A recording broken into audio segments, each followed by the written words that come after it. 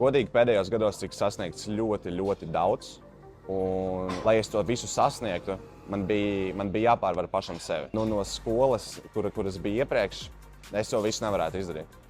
Man nepietiktu laiks, es nevarētu to visu apvienot, bet tieši šajā skolā, es domāju, man tiešām atklāja to visu redzeslavu, kā es to varu savienot kopā.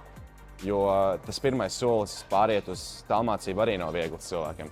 Es atceros, man tas bija bišķi vieglāk, bet es atceros pazīstamos cilvēkus, kas ļoti uztraucās par viņu nākotnes karjeru, ka viņi tur nevarēs izdarīt to ar tālmācību, ka viņiem vajag tieši iet tur, bet man ir pazīstamie, kas iet pirmajā ģimnāzijā, valsts ģimnāzijā. Viņi varbūt 2 stundas maks kaut ko reāli liederīgu dara un iemācās, un pārējo laiku viņi izmet vējā. Tāpēc tālmācība, es domāju, mierīgi var to visu sasniegt, un viss, kas jāizdara, ir tas pats, kas ir uzņēmējdarbībā, tas pats, kas ir liela mērķa sasniegšanā, tas pats, kas ir lielos sporta panākumos. Ir jādod iespēja tam pirmajam solim.